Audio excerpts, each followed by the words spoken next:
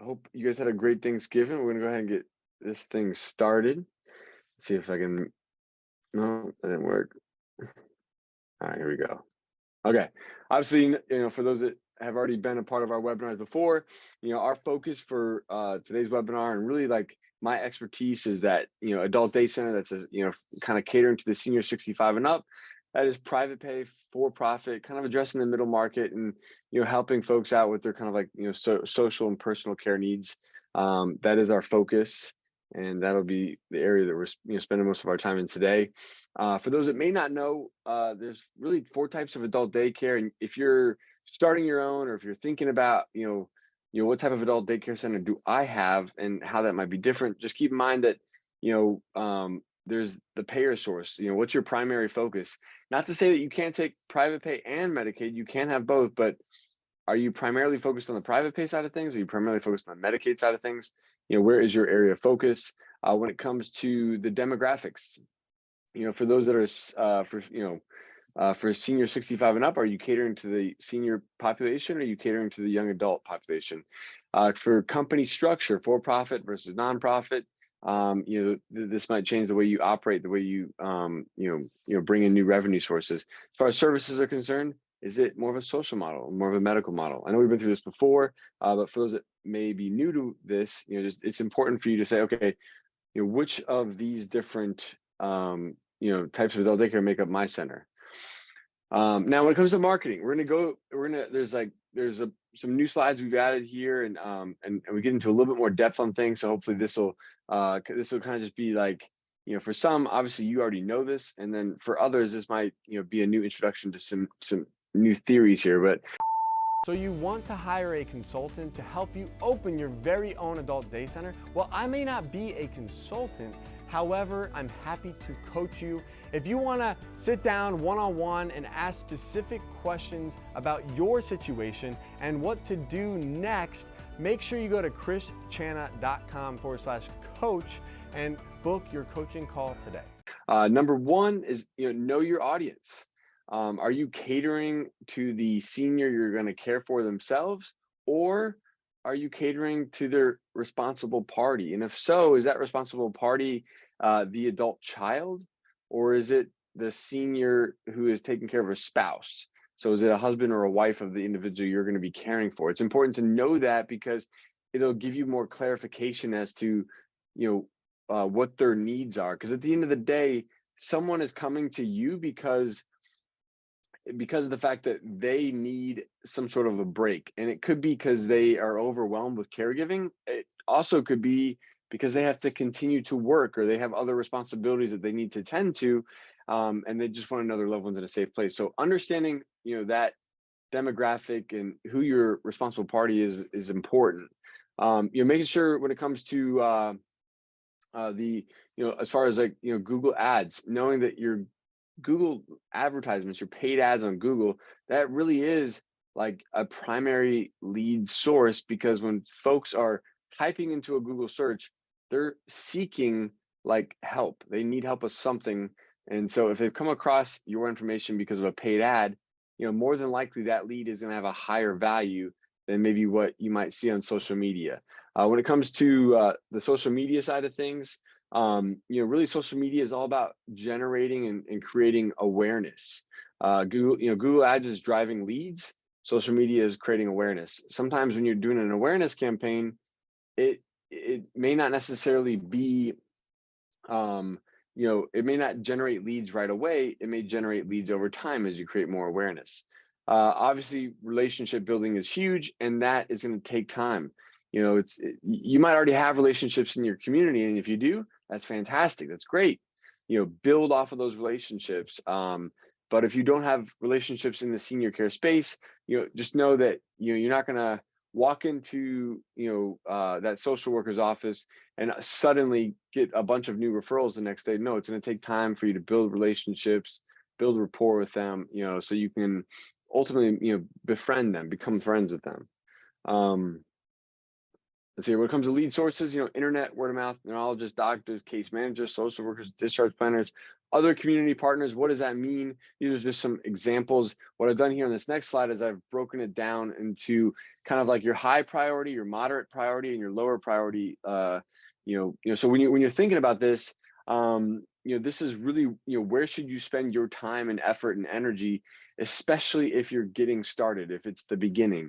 The high priority column here, these are things that, have a greater likelihood of turning into, basically, any of these things here are going to have a greater likelihood of them turning into leads faster. So you need to put the work in there maybe first, then focus on those things that might be more of a moderate priority, and then experiment with those things that might be more of a lower priority. And so the reason why is, like, at the end of the day, if you're focused on these things that are a high priority, social workers, discharge planners, case managers, they're all working with families and seniors who need your services, and they work with them on a regular basis. There's going to be a higher chance that, one of them is going to have somebody or know of someone who could benefit from your services, as opposed to someone you meet at maybe a chamber event, right?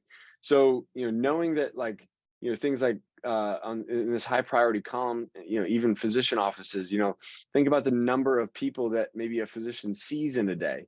Like if you go to certain physician offices in your area, they might have many doctors, many nurse practitioners. Like, how many people are they seeing in a day? If it's an office that kind of caters towards the senior population, I mean, they might have exposure to so many people that could potentially benefit from your services.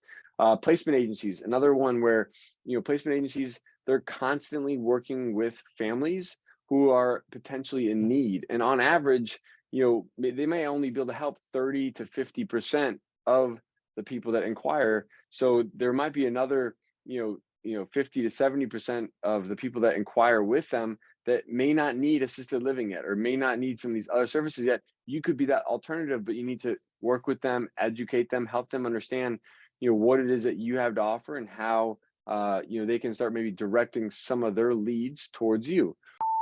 Interested in owning your very own ActivAge? Join the fastest growing franchise concept in senior care. As an ActivAge franchise partner, you can be in business for yourself, but not by yourself. Have access to a world-class Margaritaville-style environment, and together we can change the world for seniors and their family caregivers. Own an ActivAge today. It's a movement. No, and lastly, like press releases. Press releases are big. If you can get articles that are written about your services in a organic fashion, they can have a big impact on your business. Typically, what I've noticed is, like, newspaper ads don't have as much of the impact as, say, an article, if it's properly written. So if there's a way for you to, generate organic stories that you can share, and then those get out to the public, that way, it's, that's gonna be fantastic. Moderate priorities, just like, hey, these things, are gonna produce leads, but, the number of leads that they produce, or like this, the sense of urgency or the frequency that you might get leads from these other buckets in this kind of like moderate priority, category, it may not happen as often. You may not get as many leads, but it's still an area of focus. So it's like, you might want to spend the majority of your time in the beginning on the high priority items, and then spend kind of like, a smaller amount of your time on the moderate, and then maybe experiment if you have time on those things that are lower priorities. So community events, health fairs, it's good to do those things. You need to get out there and, go to the ribbon cutting ceremonies, go to events that are catering towards the senior population. You need to do those things. It's important. But at the same time, just know that if you do those things, they may not generate leads right away. It might take time. You're really building rapport within the community. Legacy media, newspaper, magazine, radio, like, people aren't going to the newspaper, they're not reading a magazine, they're not listening to the radio to find out about services regarding senior care. So, it's like kind of these like spray campaigns where you're putting all your information out there, you don't know where it's going to land. So it's not as highly targeted as those things that are like maybe on the high priority side. Business development, in this case, like, this might be, meeting with other people in the senior care industry, maybe elder law attorneys, your local veteran services officers, things like that. People, maybe other vendors, hearing aid specialists, things like that, that are in, like, the senior care space. but maybe the frequency of people that need your services aren't as high, but they still cater to and work with those in your demographics. Speaking engagements, maybe your 55 and up, communities, your local Rotary clubs, make sure you're getting in there for those things. What types of events can you host in your adult day center? So if you're able to actually host an event, what types of people are you able to bring together for that, right? How can you get people into your building so they can see the space, they can see the environment, they get a feel for what it looks like, what it feels like? Because if they don't know what it is, they may not understand how you can help someone in the community. But if they can come and see it, and then they can visualize the environment and the space, and they see how nice it is, this can help them understand like how they could like if they're in the community talking to people, if they have a family member, if they have a friend, now they're gonna be like, oh, you know what? Like, I was at this place. It's gonna be more memorable than if you're handing them a rad card or telling them about your services. So the more you can get people exposed to your center, the greater chance of potentially converting some of those folks into referrals in the long term. Lower priority things like hey, your realtor, your chiropractor, your dentist, they may not necessarily generate referrals right away or immediately, but it still might be something to consider, to experiment with, like different chamber events, direct mail, social media, paid ads, other creative ideas. These are like the lower priority list is really just a bucket of like, hey, you're just throwing different ideas out there, seeing what sticks, seeing what works. You might do something in the lower priority list that becomes a high priority if it has a good outcome, but you won't know until you try it. So this kind of is an experimentation list. So it's like focus on high priority, then focus on those moderate priority items, and then if you have time, you can put some time, energy, and effort towards those lower priority items. When it comes to marketing, especially understand that there's like 3 different phases of the marketing process. You have your kind of like pre-open marketing phase. It might be 3 to 6 months prior to opening. You're gonna have your grand opening, which is the day you open, to maybe like the first year, and then kind of your post-open marketing, which is like that 1 year and beyond. Let's talk through these a little bit here. So think about, all right, so prior to opening, if I were you, I would be collecting cards at every single chamber event, health fair, community event, ribbon cutting, everywhere you go, okay? At this point in time, you're not open. So like there's nothing you can do wrong here, right? Right now at this phase, you're just trying to network like you've never networked before. Like you want to meet everyone in your town, and you want to make sure everyone in your town knows you. So you're going to attend everything, and you're going to collect business cards, contacts, link up on, LinkedIn, Facebook, social media, wherever, all those good things. Make sure that you build these relationships and you collect these cards, because now with all these cards, all these contacts you've made, you're going to start building an email list. So get yourself, Constant Contact, MailChimp, start building that email list. Go to the chamber office, get the directory, and start putting all of the information in that directory into your email list. You want that email list, to continue to grow and expand those first 3 to 6 months prior to opening, so you have people to share the journey with, right? So now you're maybe you've got your social media page. You're starting to document this journey you're on of opening. So you're taking photos and videos of what you're doing, the construction, your new logo, your new marketing materials, all the things that like you're putting together. You're starting to document that whole process. You're starting to document that journey, and now you can share it on social media. You can include that into your email campaigns, and this way you can start like sharing with people in the community that you have met your story, your journey. Okay, when it comes to the CRM side of things, so make sure you get yourself a CRM. Start using it, putting your leads in there. Start realizing like it's important that you start that process today, so you can start putting all your contacts in there, and all you can start managing leads that might come your way. And then you got to create an offer, something that is going to entice them to like give you their information, but also something that could maybe give them a reason to wait until you open. So like someone that maybe has an immediate need today, what is it that you can do? What type of program or offer can you run where they have this immediate need today? You can't fulfill it because you're not open yet. And but you want to at least be able to hold on and give them a reason to wait until you do open. Maybe it's a discount, maybe it's some sort of value that you're adding, and it's just it's something that like they're going to be like, you know what? Yeah, we're willing to wait the next 2 months until you open, because the problem is if you can't catch them when they're in need, they might move on to another solution by the time you open. So keep that in mind, is that, some of those folks that like had promised or had said they're going to use your services when you open, they may have moved on at that time. And that just happens. It's just part of the, unfortunately, it's just part of the timing of everything. When it comes that first year, make sure you got a really creative grand opening. Find a way to attract the entire town.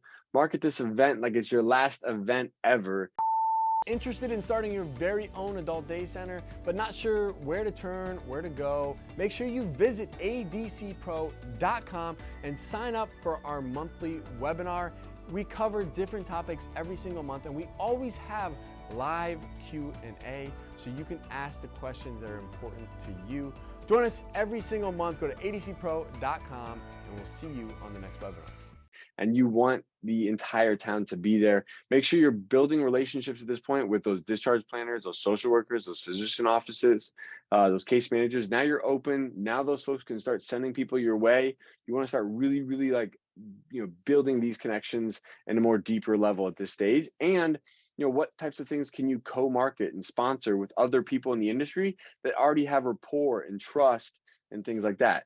When it comes to the Google ad spend, this is the time to pour it on. You didn't want to pour it on right before you open, because if you put too much money into it before you open and you get all these leads, but then 3 months from now they don't no longer need your services, that potentially is a waste of of your ad dollars. So like when you're about to open is when you really want to start layering or laying on to this ad spend side of things. So this is the point in time where you're really going to start putting money towards Google Ads. Those first 6 months, I would take your entire year's budget and put 75% of all your ad spend in that first 6 month period and try to drive as much traffic as you can during that time. The reason why we like that is because Google typically the leads are more immediate, right? Like they're looking for the service. It's hot. If they look for the service, search and fill out your form online, you better jump on that because that person needs help today. Host events, create some sort of recurring event, that can bring people into the building so they can see the space, so they can kind of get acclimated to the environment. They see how clean it is. They see all the different activities that you guys do, and they can get a sense and a feel for, your team and yourself and the environment you're trying to create. Make sure you get involved. Pick a local nonprofit, get involved, join a board, lead, a campaign of some sort. Whether you have a senior resource group in your area and you can, take over one of the, the membership, side of the responsibility. So if it's like an association or if it's a group, may not even be a nonprofit. It may just be like an association of people that meet, but there might be different roles, and this person's head of membership and this person's head of whatever other responsibility. And if you can, jump onto that and start building the relationships with the people in that community in that way, that could be a great way to, for you to like build a more meaningful and a more, and a deeper relationship. Okay. After you've done all this stuff and you've gone all in on all these things for that first year, now you're rolling into more of kind of like the maintenance. Like, how do you continue to maintain these relationships? It may not be all about building a bunch of new ones, but now you might be identifying, hey, what were my top 10 referral sources over that last year? How can I double down on those top 10 referral sources, spend more time with them, give back to them in more meaningful ways, and really like solidify those relationships and build those relationships up. What kind of schedule can I come up with to nurture my existing referral sources? So, this is something I would put on a calendar where it's like, hey, every Tuesday I go to this area of town and I network with this, group of people. Every Wednesday I do this area of town, like whatever the case might be. Maybe it's once a month, maybe it's every other week. Whatever your routine is, just come up with a schedule, build it out on a calendar, and then stick to that schedule. And, that is your new maintenance plan, right? That's how you, on a consistent basis, in a very kind and persistent way, you can continue to, be in front of those people that have been good referral sources to you. So you want to have some sort of predictable schedule built into your calendar. The next thing is to, reallocate your ad budget. How much money did you spend last year? What did you spend it on? Magazines, radio, Google ads, this, that, and the other. What worked, what didn't work. This is the time to assess those things and then reallocate some of those funds to the areas where you felt like you had some of the your greatest return on your investment, right? Ongoing events, choose a couple of ongoing community events that work, that you felt like, that you can put onto like a reoccurring schedule. So what I'm trying to say is, like, say you were hosting these events that first year, right? And you had all these different ideas to host this event, host that event. Out of all those different events that you hosted, which events seem to work the most? Which events seem to bring the right, demographics to your center, or the right referral sources, right?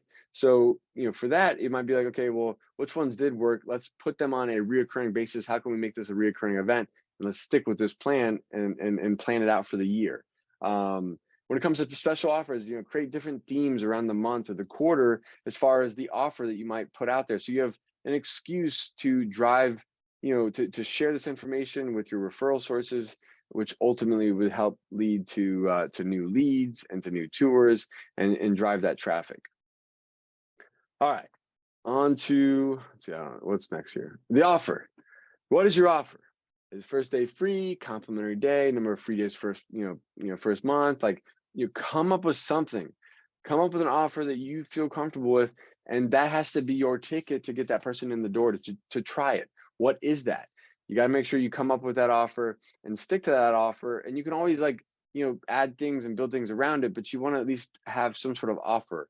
It's one thing to go into, a discharge planner's office or case manager's office and just, share with them about what you do, but it's another thing to go in there and give them something that they can then give that referral source. So it's important to know that having an offer is important. Online advertising, Google ad campaigns, there's a bunch of different ways you can do it. I'd always recommend, if you hadn't ever done it before, use it, do smart ads. It's do it yourself. You can search on Google, how do I run a smart ad campaign? It'll give you the opportunity for you, to spend money on Google without having to go hire a marketing company. Because a lot of times you might hire a marketing company, they might cost $1,000, $2,000, $3,000 a month to manage all your ads for you, but then you're gonna have to also spend money on Google. So if you can do it yourself, and if you can learn how to do it through a smart ad campaign, and you could take all that money that you might have to spend on a marketing agency and just spend it all on the Google ads, it might be a more beneficial way, for you to spend your money. Understand, like, what your pay-per-click is. There's times where you might use keywords that run away from you. So you might be trying to market, adult daycare. Maybe it, the way you have the verbiage in there, maybe it's assisted living or home care is what some of the ads start marketing towards. And then all of a sudden, your pay-per-clicks start going up because maybe those industries, the cost per click is greater. And so you might have to reassess, like, what keywords are actually driving traffic to your website.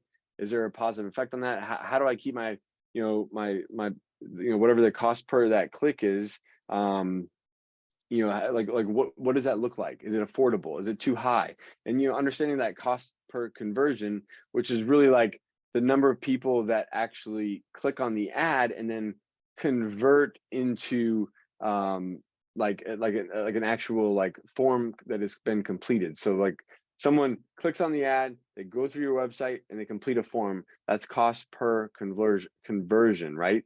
So that means that's a real lead that is inquiring, what does that cost? And then the next thing would be like the customer acquisition cost, which is another formula. And I think we have that later in this PowerPoint. But when it comes to retargeting, if you're going to spend money on social media, it's important to maybe do it through the form of retargeting.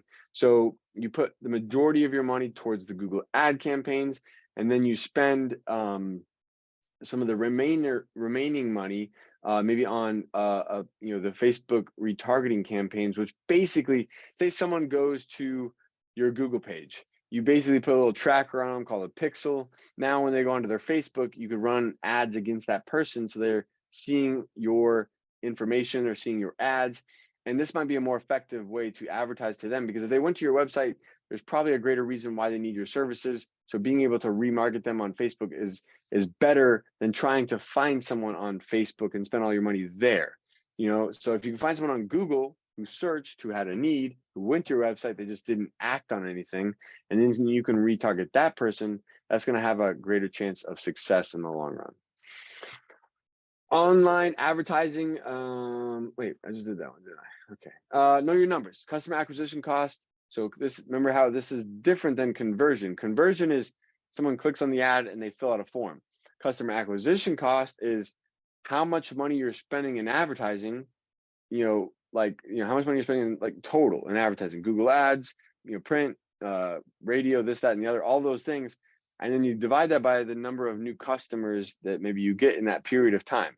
So if you look at the amount of money you spent over, I don't know, 6 months, 3 months, whatever, and then how many new customers you gained, then that would be your customer acquisition cost. Lifetime value of a customer is going to be more about like how much money are they going to spend with you during the period of time on average that they're a customer of yours. I know in our world, we're typically 18 to 20 months is our average amount of time that someone spends with us. But if we know that, then and we know how much they spend on average with us, and then we know how long they typically are with us, then we know how much money they typically spend on average, during that period of time. And so this is a good way to understand, okay, is the lifetime value of a customer like what is the amount I should spend on advertising, because I know I'm going to make X, on this new member over a certain period of time. Like it's going to give you more confidence to put dollars towards advertising when you understand how much, that new member is going to earn you and how much it costs to acquire that new lead or to acquire that new customer. One of the things about adult data that's very interesting, and I put this chart up because a lot of people may not know this, but this is what they call a Google Trends chart. And so you can go to Google Trends and basically put in any search term and get an idea of the volume and interest in that search term over a period of time. And I put this up there for comparison because the number one reason why a lot of people don't know what adult daycare is because they've never heard of it. They don't know what it is because it's never been talked to. People aren't talking about it. There's not as many people aware of it. Think about this: there's 15,000 skilled nursing facilities, there's 28,000 assisted living facilities, there's 35,000 home care agencies, but there's only 3,500 to 4,000 adult day centers. So the number of people that are online searching for this information, there's just not as many as there are searching for assisted living or home care, because more people are aware of those alternative services such as home care and such as assisted living, and they're not as aware of services like adult day. As you can see here on this Google Trends search, adult day is that little yellow line at the bottom that looks like it's barely moving. Okay, so it's important to know this, because the more that you can generate awareness in your community, the more and more people are going to become familiar with what adult day is. And then over time, it's going to create a network effect. And the number of people that search for something like this or search for a service like this is going to continue to grow. And it's going to grow over time as we put boots on the ground and actually start spreading the word and spreading the awareness, one person, one family at a time. So, how do we do that? We're creating awareness with neurologists. People are, working with families and loved ones who have, Parkinson's and different types of dementia, and Alzheimer's disease and things like that. Helping them understand that, hey, this solution exists and it could be a great option for the family caregiver. Social workers, discharge planners, they need to be made aware of these services. Just because they're in the industry doesn't mean they truly understand the services and how it can benefit the folks that they're sharing information with. And if you think about it too, say they've been in the business for 20, 30 years, and they've always referred, mainly to assisted living or home care, and gone that route. And they haven't really referred a lot of people to adult day because it just wasn't one in the area, or it wasn't a very common solution. So a lot of times, in order for the social workers, the discharge planners, the case managers to become more familiar, to become more acclimated, they're going to have to get in the habit of even sending people our way. So if they send someone our way and we know that it comes from that social worker, it's important to go back to that social worker and say, hey, Mary started with us last week. I just wanted to say thank you for sending her sending Mary our way. She's doing wonderful. Her family's so grateful, and just wanted to say thank you and kind of give you an update as to how she was doing. You do that, you reinforce and give feedback to the person that referred that individual to you, and it's going to help like, generate confidence in that social worker, that case manager, and that discharge planner, so that they feel confident to refer again in the future. And it's going to make it, more clear to them, or kind of make it more of a top of mind item when they're thinking about what solutions to share with these families when trying to help them, help their loved one, back into their home environment and get, and reestablish kind of like their independence. Other, placement agencies, elder law attorneys, guardians, Medicare advisors, financial planners, reverse mortgage specialists, all these folks, they just don't know what adult day is. Not to the extent, not to the level, not to the understanding like they know assisted living, or they know nursing homes, or they know home care agencies. Like, they know way more about that than they know about adult day. And it's just the way it is right now, but it will change eventually. And it's going to change because of your guys' help. Social media, just so everyone knows, social media is very important. I don't want to, I don't want to create the illusion or create the impression that it's not, but it's also important for you to understand that social media is awareness. It is not a lead generator. It can generate leads, but most people go to social media to be entertained. They don't go to social media to look for a solution.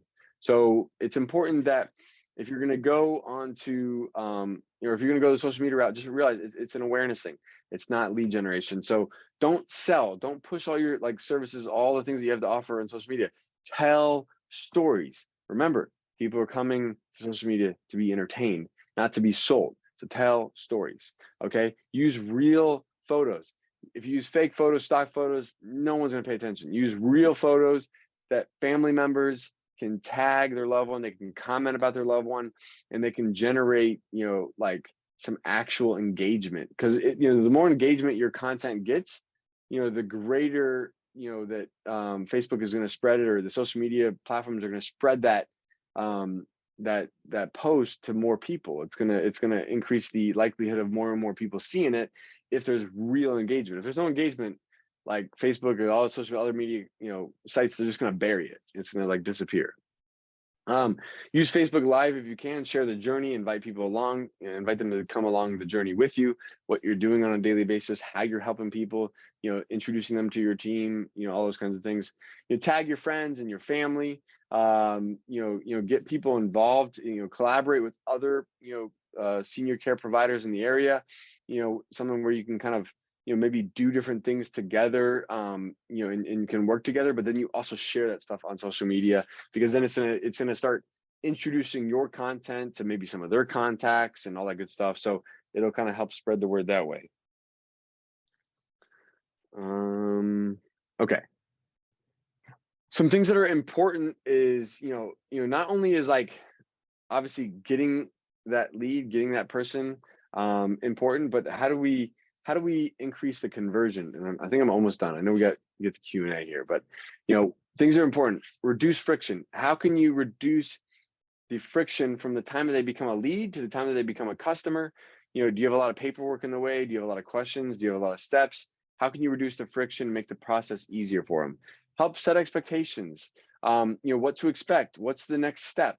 What do I do? Okay, you just met, you just called, you just texted, you just inquired. Okay, what are the next few steps before they become a member? So you can kind of help set expectations as far as maybe the time frame. Is it another 1 or 2 weeks? What is step 1, 2, 3, and 4, and then they become a member? Make sure that they're aware of those things, and then somehow create a sense of urgency. Is there an offer you can have that expires, on a certain day, and that offer could be used to create that sense of urgency? So it's important that, I don't know what happened here. Where did I go? Yeah, it's important that you can focus on these things. This will help increase your conversion ratios, which will be important. And yeah, frequency. How do you increase frequency, right? So we're increasing conversion ratios. Now we want to increase the frequency of attendance, which is, creating an estimated attendance schedule.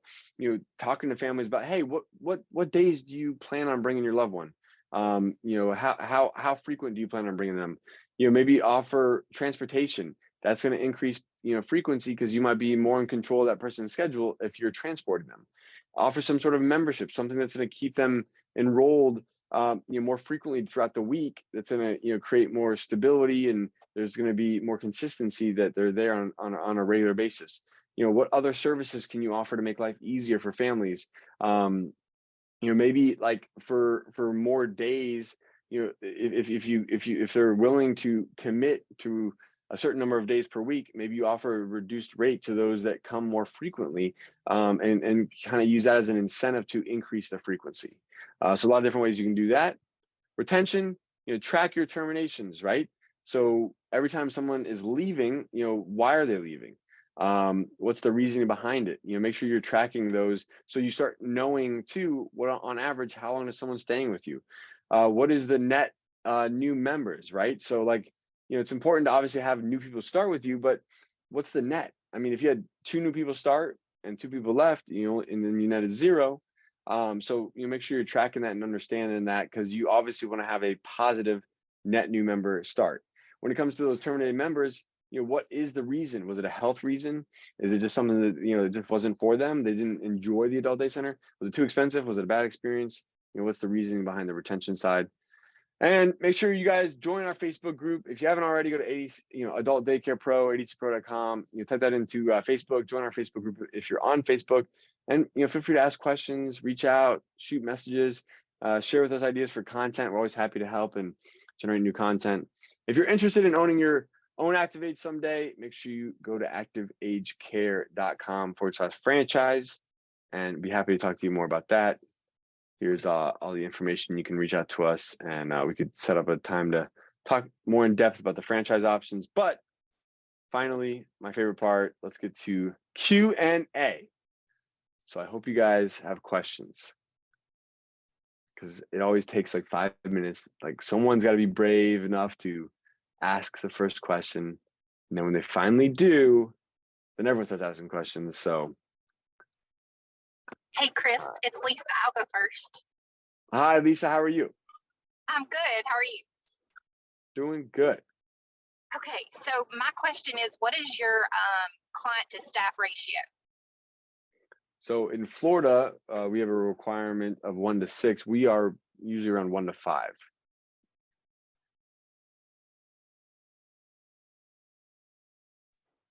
Perfect. Do you have a nurse on staff at all? Yes. Our new center, our larger one, will have a nurse on staff full time. Our one here in Port Charlotte, we have a nurse that is she was actually my first hire 10 years ago, or 11 years ago now. But so she's been with us forever. But she's more like as needed, and then she comes like once a week. Got it. Okay, thank you. Yeah, no problem at all. We're remind me, Lisa, where are you at in the process? Exploring options. I just Gotcha. graduated with my master's in gerontology, and I'm really leaning towards care management, but there is not an adult daycare. I'm in Southwest Mississippi, and there's not an adult daycare anywhere around, and it's a huge need, no doubt. Yeah, for and there's sure. not a lot of regulation on it, as far as especially if it's private pay. I've made several calls, and there's just they're just like, well, if it's private pay, you don't need this and you don't need that. So it's a lot of flexibility right now. Yeah, I would say, like, the thing is too, with the nurse side of things, like, our nurse it's not like she doesn't do anything here on a regular basis for our members, because what we do on a daily basis is not something that we need her for, but it is something that it does give families peace of mind knowing that there's like a nurse available to the center if need be. But yeah, so I mean, it's like, and then I know some states obviously have like different requirements, and I think in Mississippi, I don't even know if they I don't want to like say the wrong thing, but I thought it was like almost an unlicensed state. Like, there's not even a license for it. That's correct. Okay. Yeah. So it's which is good in some ways, is good, because you don't have to wait to go through the licensing process. We're in the state of Florida, you're looking at a good 90 plus days just going through licensing before you can open. So then sometimes that can kind of delay the process a little bit, and it can cost more just because you got carrying costs of a building that you can't open yet. Right. Do you have any fun incentives for your staffing? I mean, as far as like your pay, what makes it different to work for you? For us personally, or just in the or the industry of adult day in general? Just for you personally, what have you found that works as far as building your culture there and retention for your care staff in a world that's short-staffed everywhere? I know, it's funny, and I get that question a lot as people inquire about the adult day side of things, and honestly, I mean, there's certain things we do from a culture perspective that I think is unique, but I don't think it's the differentiator. I think it just helps us like have a healthy culture and have that family oriented environment. But I will say the adult day environment definitely creates a place where people want to work because of just the actual like center itself. So you have an environment, a healthcare environment that's like kind of like almost like 8 to 5, 9 to 5, Monday through Friday. Maybe it's open on Saturday. It's not 24/7. All your entire team is typically going to be there with each other during the daytime, so you kind of have a team oriented environment, which is kind of unique too, because in assisted living you always got shifts that are kind of this shift didn't do this and this shift didn't do that, and now the shifts are pissed off at each other, and then that creates complexities, and then you have staffing troubles because you're trying to staff 24/7. And then home care, you're always dealing with like new clients, new schedule changes. This client moves, someone passes away, their schedule changes, now you have to like reshuffle your good caregivers around. So home care has its complexities, other healthcare environments have their complexities, assisted living has their complexities. If there's one healthcare environment that I feel like almost just by default, because of its hours and because of the environment that you're in, adult day definitely creates a much healthier working environment, because everyone here, our main focus every day is just to have fun. So if we're just really just focusing on making sure our members are having fun, and our team is that's their main focus, then they're ultimately having fun, and it just creates a better like working environment. So I think sometimes it's almost like people are like joyful to work here, especially if they've been in a home care or an assisted living environment before. Got it. Thank you so much. Yeah, I don't know if that was probably like too long-winded of an answer. No, that was good. Staffing hasn't been as much of a problem in the adult day compared to like assisted living and home care for us, for sure. So Hey, Kris, right. it's Erica, Oscar's fiance. Can I ask some questions? absolutely. How are you guys doing? Doing really well. So I have a adult who lives with me, who I have had participating in a day program, and he chose not to go to the day program. And while so it was like basically for a couple of weeks, he went like 2 days, and then like he decided he was just going to go 1 day. And then he decided after that he didn't want to go anymore. And then his case manager ended up saying, okay, well, I'll end his authorization. So I'm curious, going into having an adult day healthcare, how would that look from the adult day healthcare side? How did, like, as far as, because he's a Medicaid individual, so obviously they bill like units or whatnot. So I'm just curious what that looks like from our side as the service provider. Yeah, so I guess just to make sure I answer your question properly, is your question about in regards to Medicaid, like what do you do if you lose someone to an authorization, they don't want to go anymore, or? I guess what I'm curious about is how is the pay, like how were they getting paid? Were they getting paid by the week? Were they getting paid by by the day that he was there? Gotcha. And you guys are in Florida, right? I remember you guys Actually, are East. No, we're in South Carolina. South Carolina. Okay, gotcha. Sorry, I'm like trying to keep track of where everyone's at. South Carolina. And trying to think up there. So in Florida, do you guys have MCOs? Do you guys have an MCO that pays, or is it paid through Medicaid, the state? It's Medicaid Direct. Like the case managers have to go to Medicaid Direct. Gotcha. But and so the check comes from the state of South Carolina, not necessarily through an insurance company. That I don't know yet. So what you want to find out, like, so typically what will happen is, like in the state of Florida, Medicaid, like about 10 years ago, was like, all right, we don't want to, we no longer want to deal with the responsibility of handling Medicaid, like the payment side of it, right? And ensuring the responsibility. So they handed it off to insurance companies, which are known as managed care organizations, so MCOs, and then the case managers inside of these insurance companies will kind of like provide the authorizations, and they're the ones that manage all the payments and those kinds of things. So in the state of Florida, at least, like most of them, they used to go by units. Now they go by just a daily rate. So the state of Florida, I think it depends on which MCO you work with. It's somewhere between $50 and probably $75 per day that they pay. And they basically will give an authorization for the number of days. And as long as that person comes on those days that they've authorized, then you can get paid for them. If for whatever reason that member doesn't want to come anymore, then you would terminate the authorizations, and you would no longer be able to bill for those services. So like when we showed up the first day and had the interview, and he planned on going every day, and then he gradually decided to go less and less and less, were they receiving less money during that time until they decided to terminate the authorization, or was it?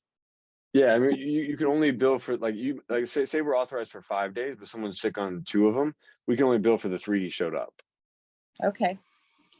So they don't do it as a weekly unit, like weekly. Well, it's in Florida. It is. Okay. It could be different. I don't want to speak in Mary absolutes. Mary. Yeah, Mary might know. That's true. It depends on if, so Florida used to be in units, and then it was like in 15-minute increments was a unit. And then what would happen is like they'd be approved for a certain number of units per week. And then they changed all that here a few years ago, and they went to per day. And so basically it's like they could come for an hour, 2 hours, they could come for 8, but it's like basically like you get this dollar amount for the day. And then you can only bill for those services if they've actually come and you've rendered them. Like, in the state of Florida, it would be considered fraud if like we billed on a day that person wasn't here. So if we had no proof of them being here, and then we bill for those services, that would not be good. I see. Okay. Thank you. No problem. Anyone else? I know, Mary, are we open yet? Are we almost there? We're almost there. Thank you for asking. We are almost there. And hopefully next month, when you have this meeting, I will be able to say that we have received our inspection, the final audit, and we're open. Yeah, that's how close we. Thank you so much for. Did anything resonate with you for this? Since I feel like your timing is pretty close to the stuff we're talking about today. Oh yeah, of course, absolutely. Okay. I take notes every time. I have a long list of things that you've said. I've done screenshots because the information that you give is excellent. It's so helpful. And in fact, tonight I notified about 3 different people to be sure to be on the call. I see my daughter was on, and she probably had to get off for a reason. And someone else, Jennifer, is on. And I invited someone else who just did her ribbon cutting in Billsville, Carolina, a week before last. So I'm not sure that she's one of your clients or one of your followers or one of your groupies, but she was invited.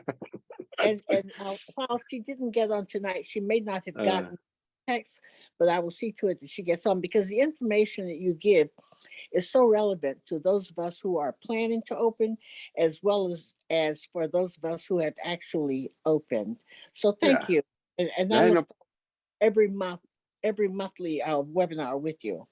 Well, no problem, Mary. I love hearing your progress, and it's cool to see other people kind of along the journey, and they're going through it, and to be able to listen to their stories and hear you guys' journeys is encouraging, to me for sure. So thank you. I And thank you.